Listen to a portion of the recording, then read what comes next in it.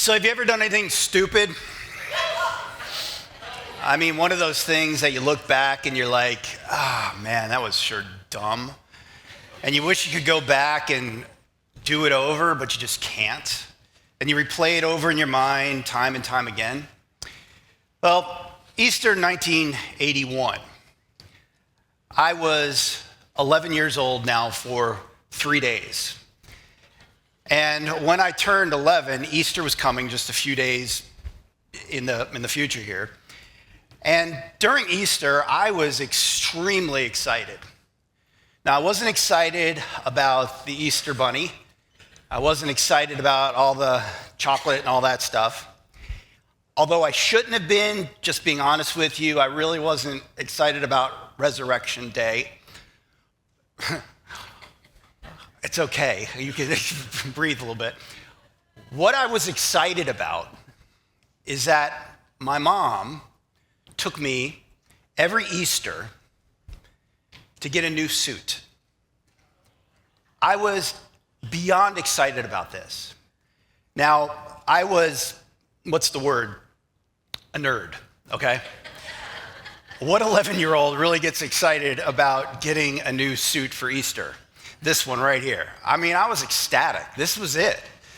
So a few days before Easter, we hop in the car, drive to the mall, go to the famous tailor of JCPenney or Sears and Roebuck, and there it was, this beautiful 3-piece polyester light blue suit.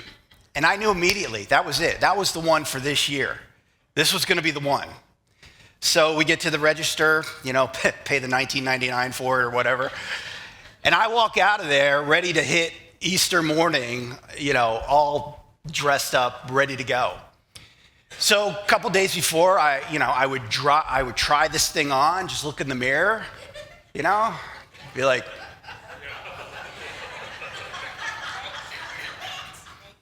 James Bond right here. I was a nerd, but I had a nerd with dreams, so. So I was ecstatic for this. So the morning of Easter, I'm up early, showered, do my hair, all this stuff, and I'm ready. The 3-piece suit. I was probably ready a half hour before we had to go. So it was time to go to church. So we hop in my limo, which just happened to be my mother's Buick station wagon, but we get in there and we're ready to go, and somebody forgot something. I don't remember if it was me, if it was my mom, but anyway, I was the one who had to run back in the house and get this. And when I say run, I mean I ran. So I get in there, I get whatever it is, and I'm coming out, and she had pulled out onto the street now, so I had to go down the driveway and make the turn. Well, when I make the turn, I'm running. I mean, I'm booking because people got to see me in this suit.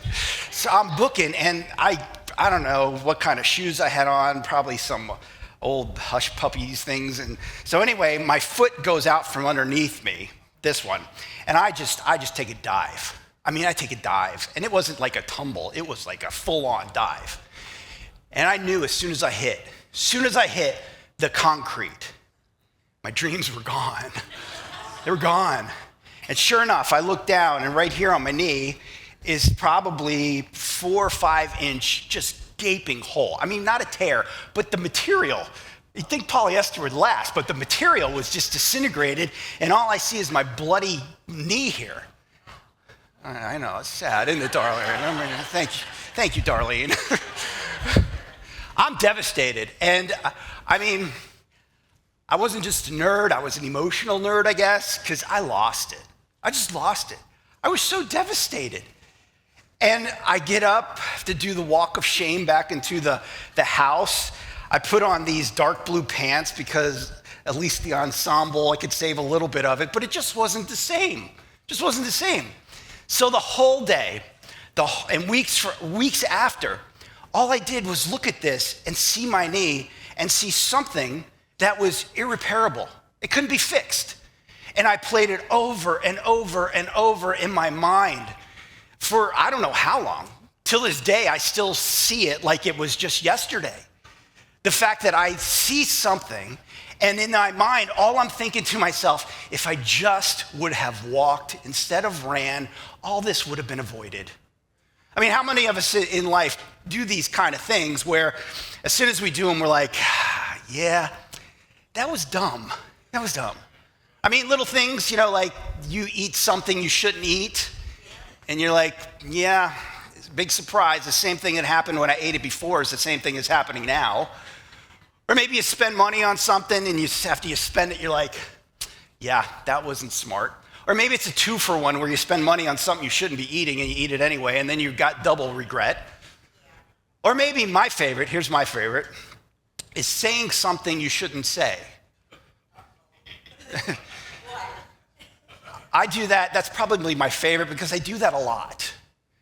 And sometimes I wonder how this works because between my head and my mouth, it's like there's a gap, but yet it's not enough time to where I can feel the words like almost building up in my throat. And it's something usually sarcastic that I'm about to say. And it's like, as the words are coming out of my mouth, I'm also having a conversation in my brain that says, don't do it. Just don't do it. But I'm like, I'm already committed. We're just going to go for it.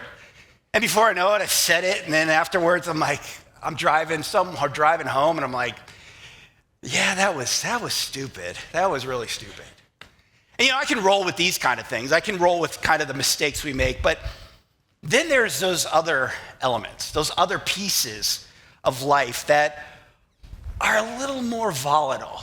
They're a little heavier. They're not just something that you say something stupid or you eat a bad meal or something like that. But there are maybe 1, 2, 3, 4 things in your life that are just following you around, that are heavy. They're oppressive. They're the things that keep you feeling as though you're constricted, as though you feel as though you're oppressed. And you think to yourself, oh, if I could just go back and redo it, I would do it differently. And maybe those things are coming to your mind right now because they're popping in my mind. Yeah. Because we all have them. Many of us have these things, these heavy, heavy weights that have maybe affected other people. Maybe they've destroyed relationships. Maybe they've taken your life and those around you on a trajectory in your life that you never thought was even possible, yet here you are. And the pain of it, and the depression of it, and the overwhelming negativity that just follows your life around, and you're like, oh, if I could just do this over, but you can't. You know it. And so sometimes we kind of go through life and we feel as though we're destined to live this life that is just void of joy, maybe, because of these decisions, these mistakes, these things that we did in our lives that we just seem to not be able to move past.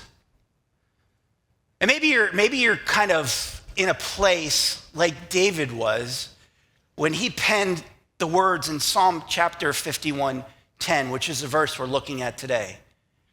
And this is what David said. Maybe you can relate with it, where he's simply crying out to God, create in me a clean heart and renew a right spirit within me. Create in me a clean heart. Create in me something that is beyond this negativity, beyond the darkness, beyond the blackness of what I feel has been following ever since I made the decision that I can't seem to get away from, that follows me everywhere. And yet this was written by David. David, the shepherd boy David. David, the lineage of Christ. David, the king, the most prominent, the most famous king. David, the one who God said in the Old Testament and Paul reiterated in the New Testament was a man after God's own heart. And yet he's in this situation that many of us can relate to where we just are crying out, please God, create in me a clean heart. Allow me to find, what he goes on later to say, some joy because the joy is gone from me because of these decisions that are kind of overwhelming my mind, where I just think, oh, if I could just do this over again, if I could just do it over again and find some clarity, find some freedom in this. Create in me a clean heart. Now, if you know the background to this psalm, you know the devastating elements that led to David writing this. I mean, this psalm is not written out of just some prayer, some random prayer. The specific events that took place that led to this psalm are going to rival what you're looking at in your life. If you don't know the details of this psalm, hold on to your pew. Because if this were made into a movie, this would be a rated R movie. That's how devastating, that's how powerful these words are by David. David was the king. He was a king at war. And at this time, during war, many kings would go with their armies into war. But on this particular war, David did not. David stood back. Maybe he was overwhelmed, maybe he was tired, maybe he needed a reprieve, maybe he felt comfortable, whatever it is, he remained in his palace. One particular night, while in his palace, he decided to go to the rooftop. The guy decided to go to the roof. Doesn't say why, but maybe it was just to look over his kingdom. And there, as he's looking over his kingdom, something catches his eye. It's Bathsheba. Bathsheba in a very vulnerable situation. She's taking a bath. And at this point, David has an opportunity to do the right thing, but he doesn't do the right thing. Instead, he allows lust to kind of come in and overtake him. Rather than go back down and move away from it, his mind starts to go a little bit. And he starts to get entangled in his thought process. So he goes down, and what he does is not just let it be what it is, which was lust at this point. He moves it into something a little bit deeper. So he summons Bathsheba to come to his palace. Now, we don't know what Bathsheba, her response was, or why she came. But when you're summoned by the king and you don't have any real choice, a lot of times it's because of the power that David held against his people. So she comes to the palace. And by now, David is taking his discernment and throwing it out to the window for his passions. Bathsheba at the time is entering in, and whether she's been coerced, whether she's manipulated, or whether she's just there out of her own will, things happen. And you know what happens. So it happens, and Bathsheba goes home, and David goes on being the king. Probably thinking, well, I made a mistake, but life goes on. But there's a little problem.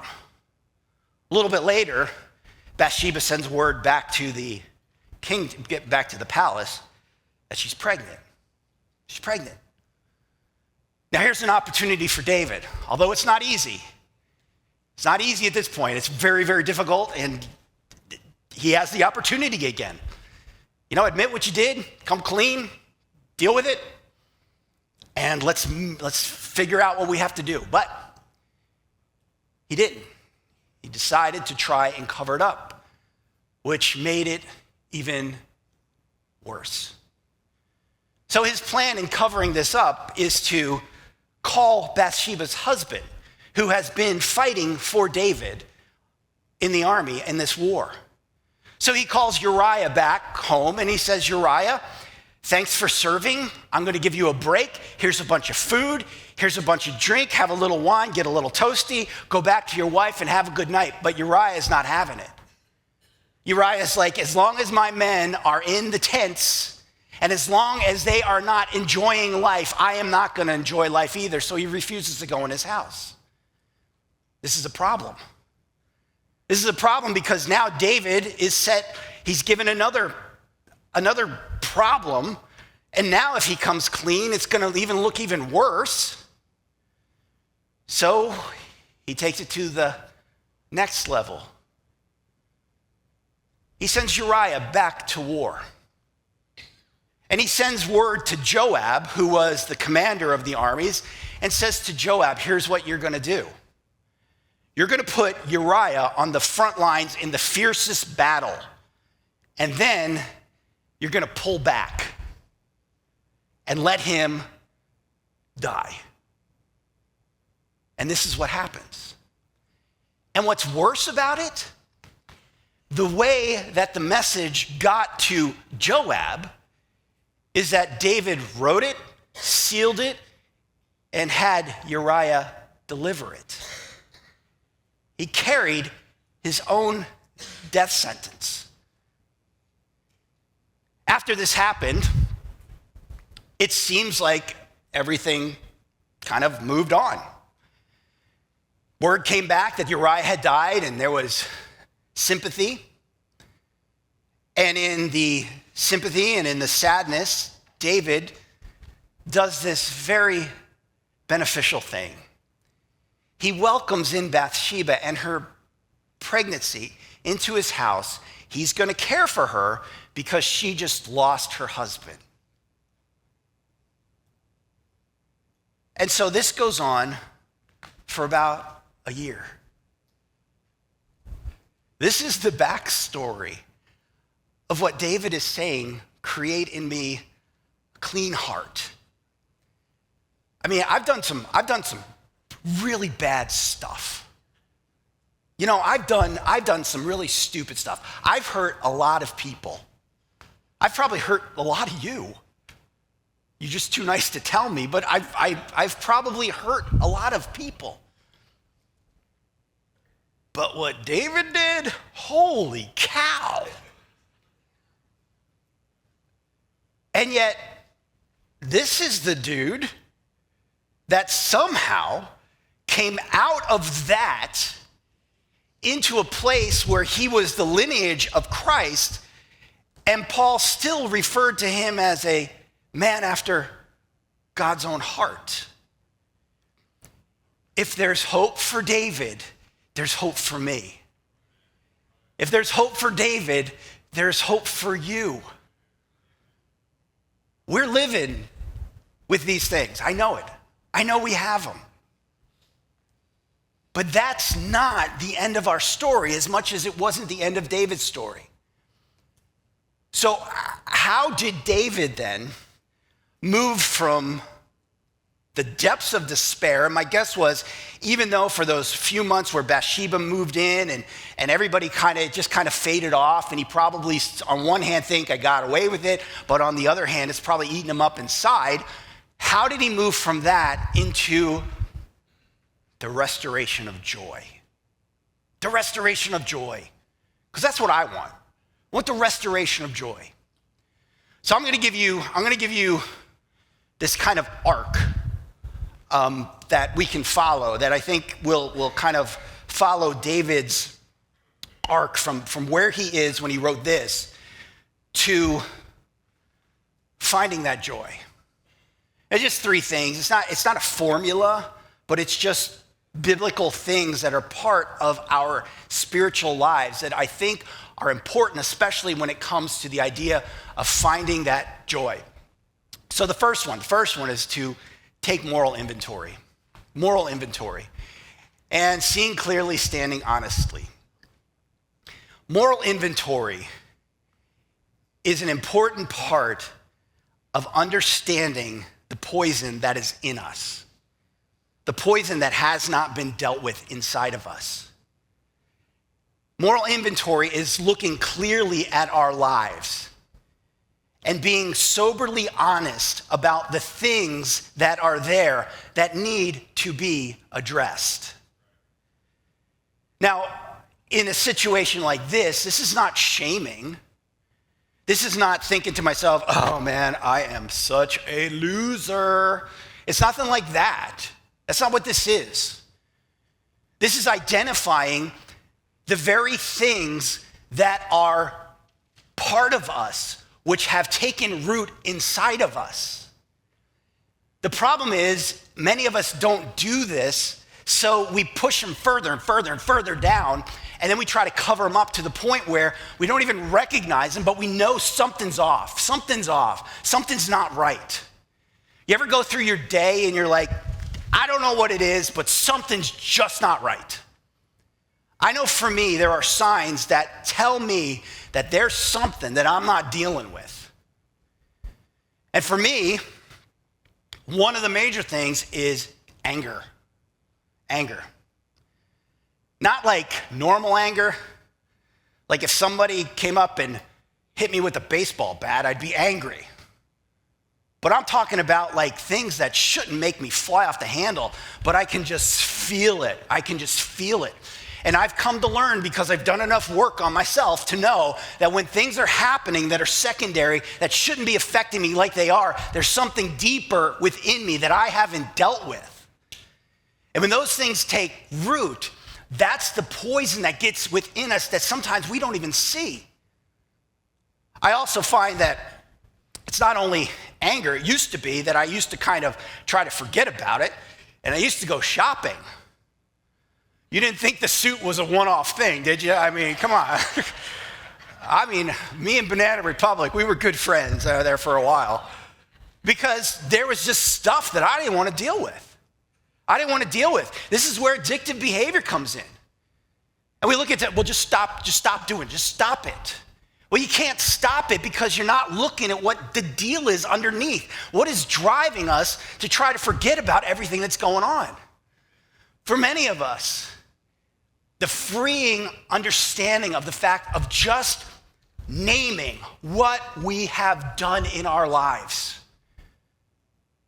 This is where things like solitude come into play. This is why these 12 by 12 challenge Bible disciplines aren't just something to fill our time. They actually have a purpose. And part of the purpose is so that we can have a good, sobering understanding of where cleansing needs to happen.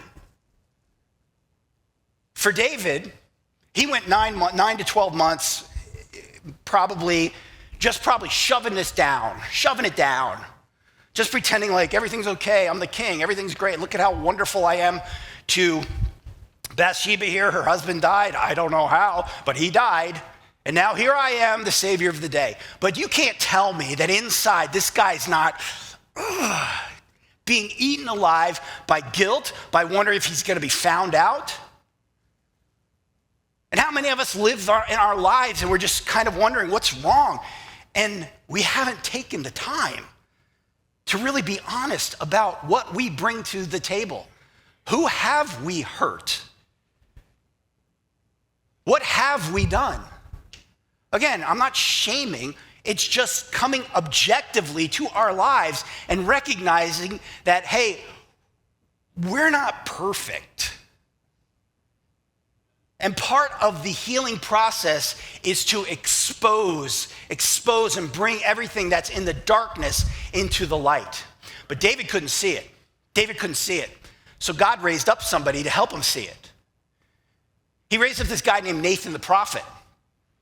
Now, I don't know how Nathan knew, but for me, looking at this, Nathan, probably God gave him a little insight to realize, hey, she wasn't pregnant here, she's pregnant here, the husband wasn't here, and now she's here. I mean, maybe just God was like, dude, do the math, you could figure this out. And so Nathan is given the responsibility to confront David, to help him do a moral inventory about what has happened. I think David already knew, but the way he reacts shows that he probably has stuffed this down and probably is believing his own lies at this point. And so Nathan comes to him and says, hey, dude, maybe not hey, dude, that's in Hebrew, but he's like, hey, man, let me tell you a story, okay? There were these two people. There was a rich man, and this rich man had a flock of little lambs. He also had bulls, he also had cows, he had a great herd of a lot of different animals. And then there was this poor man, and he had this one little lamb, and he loved this little lamb. It was like his little pet lamb. And so the rich man, he invited this prominent person over for dinner because that's what rich people do. And he's like, hey, you know what? I think we'll have lamb. So what he did the rich man is he went and he stole the poor man's little best friend and served him to his friend for dinner. And David's like, whoa, that's not right. We're going to find that man and we're going to kill him. And Nathan says,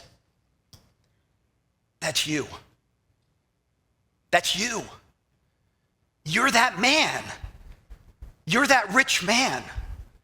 And all of a sudden, David, the realization of it hits. The poison of it is no longer bottled up. It's no longer hidden. It's no longer eating away at him. It's no longer just in some hidden spot that we don't know where it's coming from, but it's there somewhere. Now it's exposed. And the reality of what David did has come forth. And for me, I tell you, I've done enough work in my own life to know that when I have something secondary, there's something I need to deal with. Something I need to deal with. There's something I need to come clean with. There's something I need to kind of deal with. Which leads us to the second part of the arc. Not only is a moral inventory, but then secondly, making amends. Repairing what you've broken. When we talk about Christianity, forgiveness is one of the core principles of Christianity, rightly so. It's in the Lord's Prayer. Forgive us as we forgive others.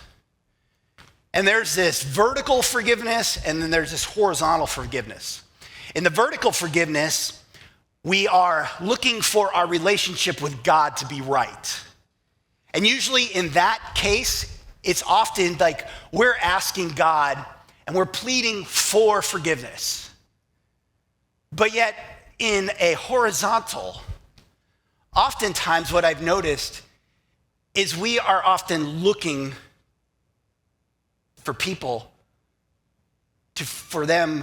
for us to forgive them, rather than for us to seek their forgiveness.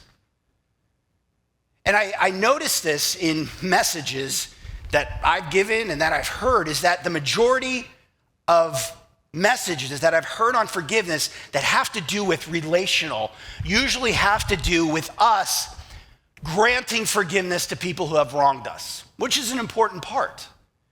And I'm going to ratio this out. I'm going to guess it's an 80-20. 80% are on granting forgiveness, because you've probably heard it, whether or not they ask for it, you just forgive people anyway. It's all important. You don't want to hold grudges. You don't want to do other. We've heard this, but we often don't hear about us going to someone and asking for forgiveness. What even deepens this is, I've been around church for a long time, and people sometimes come to me with issues. And a lot of times they're relational issues. And oftentimes, again, 80% of the time, they start out with, this is what this person is doing to me. And I need to forgive them. I can be honest with you, rarely do I have people come to me and say, hey, listen, I need to know how this person can forgive me. Because I think at the heart of it, we're just prideful people, and we just don't think things are our fault. Our relationships go south. Whose fault is it? Well, if you knew what they did, if you knew the way they talked, if you knew the way they are, if you knew what they did.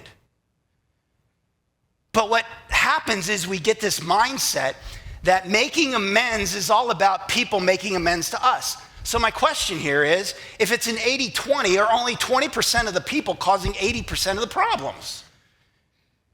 And I don't think that's it. I think all of us, when we come to the realization about what making amends is all about, have to realize that once we have the moral inventory about what we're bringing to the table, what we're bringing to the party, we have to turn that into action and make things right. To make things right. But we kind of look over this and just go away. It doesn't go away. What if Jesus had that kind of attitude? Well, I know they're dying in sin, but they'll be all right. He'll be all right. I think I'll leave this cross thing behind.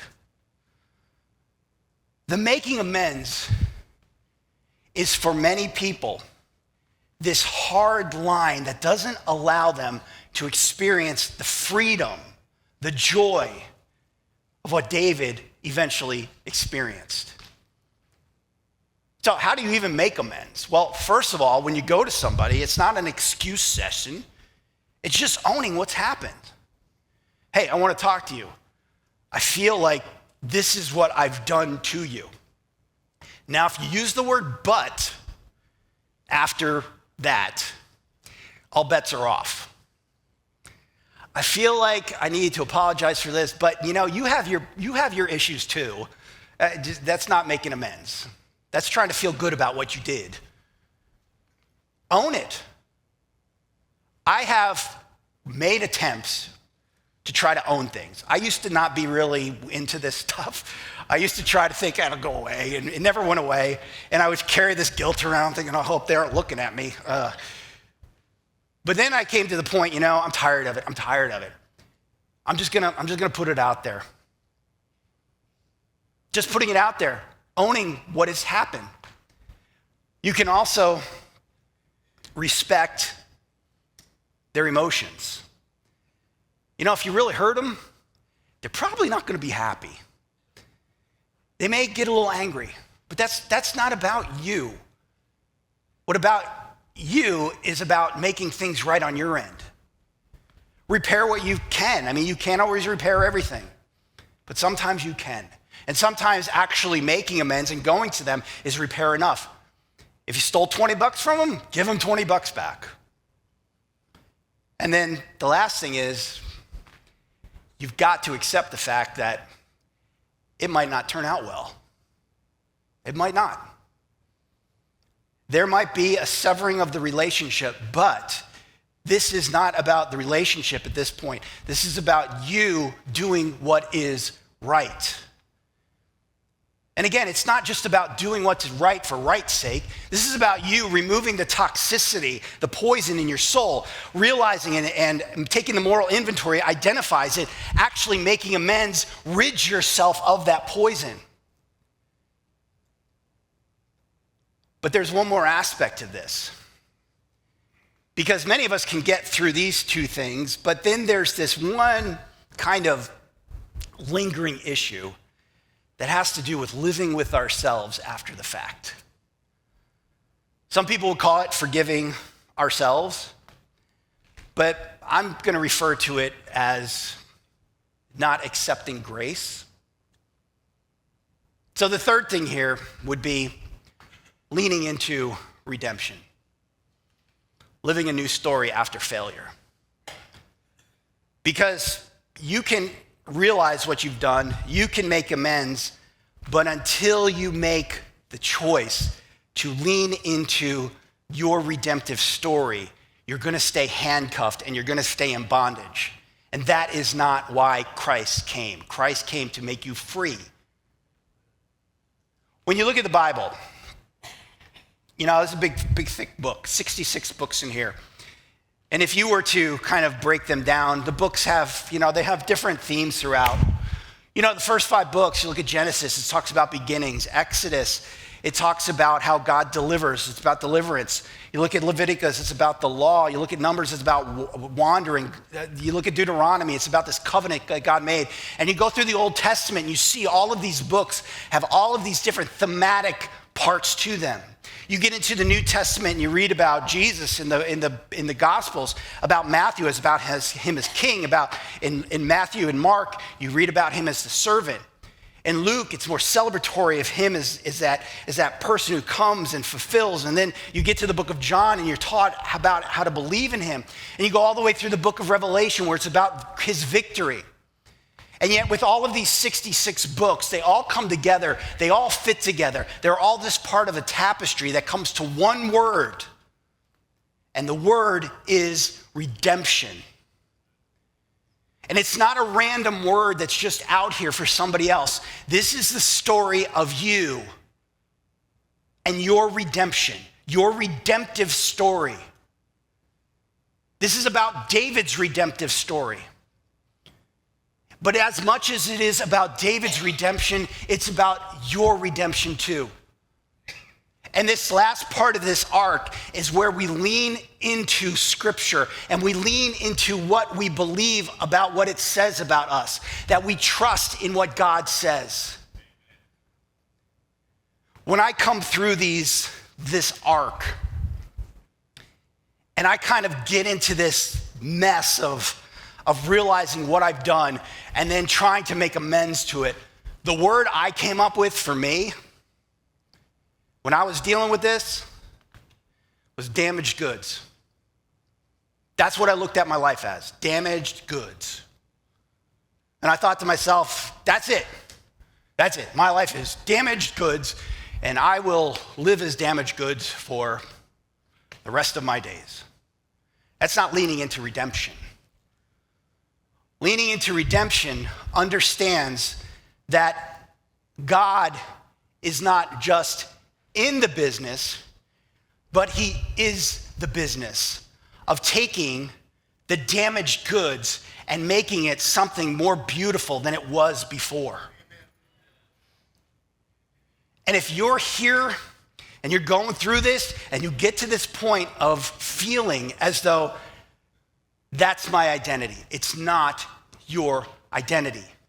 At some point in this process, there's got to be an understanding that we have to trust in what God says about us, to trust that we can exist in a way that experiences the joy, that we can live in a place where even though we have failed miserably, God, in his infinite grace, can take those pieces and put them together that are shattered, that are damaged, and make them something beautiful.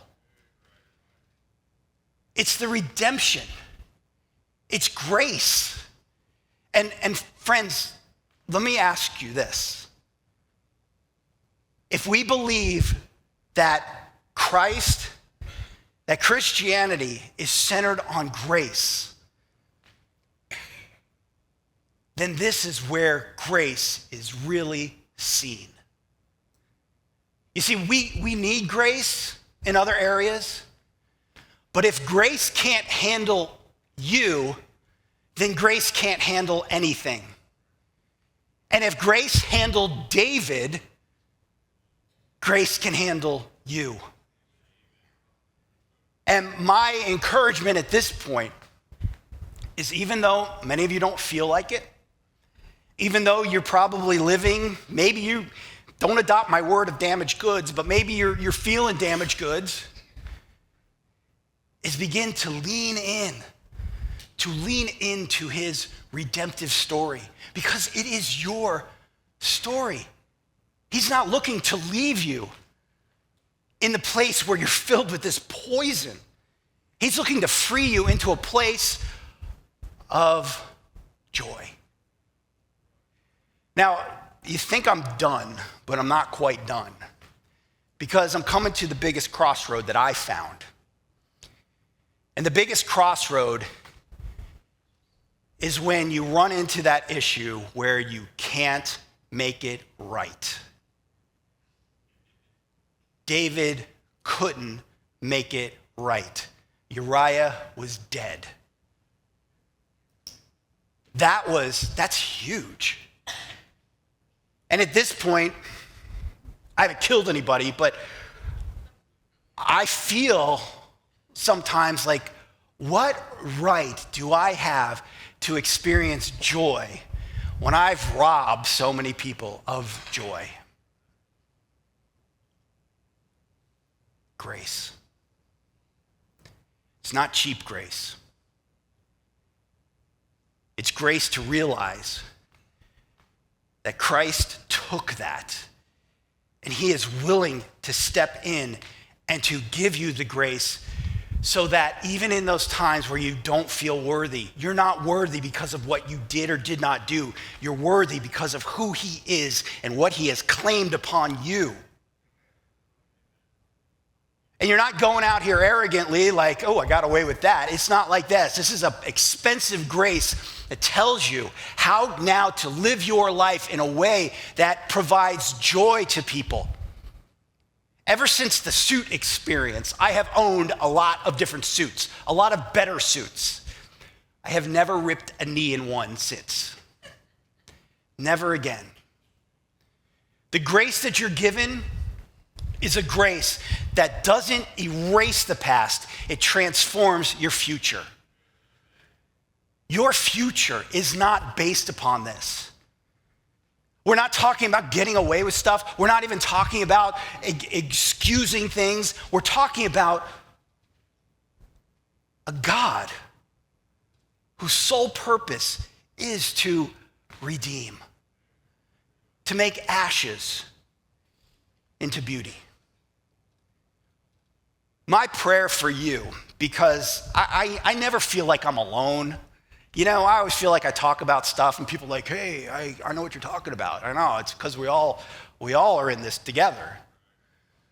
So I'm guessing that some of you are dealing with stuff. And I'm still dealing with stuff. And my prayer for you is to find the joy. Find the joy. But it's not going to come. It's not going to come by you sitting back and ruminating on, oh, I wish I would have done this different. I wish I would have done this. It comes in doing the moral inventory, making amends, and leaning into redemption. You got to do that. You got to do that. You got to take God at his word. And that's my prayer for all of us. You know, parallel is an interesting road. You can go like up and down this road and little off streets. And you can choose a church like you can choose a restaurant. You know, there's something for everybody, right? You go to churches and there's different music, there's different way it look, different programming, all this different stuff. And, you know, I'll be honest, there's probably better speakers than me out there. I have no doubt. I've heard them. There's probably nicer buildings. There's probably, you know, different things that other churches have that connect in different ways. And, you know, I get it. I get it. There's more resources out there that are able to promote better and do different things. And, you know, part of our goal is definitely to connect better and to, you know, keep things, you know, somewhat up to date. I mean, look at our carpet. It's burgundy. It hasn't been in style since 1980. So we got that. We realize it. We see it, all right? We see what's going on. However, I would trade all of that in a heartbeat to have a congregation that was truly redeemed, that truly knew what it meant to feel the joy, to understand what it meant when we cry out for God to create in us a clean heart, not a new heart, but a clean heart. And I would give all of that up. You can have all of that if we can have people who can experience what truly this is all about. Leaning into a redemptive plan that takes us where we are, that takes us with our histories, with our failures, with our screw-ups, with everything, with all of our baggage, with all of that poison that's been infiltrating us for years. And we don't walk out of here on just an emotional high. We don't walk out of here thinking, oh, I like the music, I didn't like the music. We don't walk out of here thinking, oh, I wish the temperature was a little cooler. We don't walk out with any of that stuff. We walk out of here feeling as though we have been redeemed, that we have been made new, that God has created within us a clean heart, and we have been restored to the joy of our salvation. Imagine a church that came together with people who experienced that.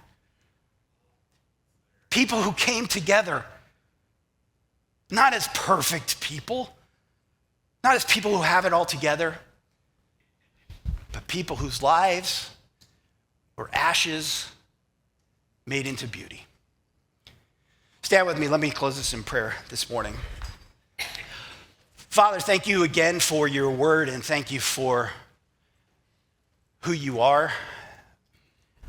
And thank you personally for your redemptive power in my life. And maybe David's an out there example that maybe we can't relate to, but you know, I feel like I'm a living example of it as well.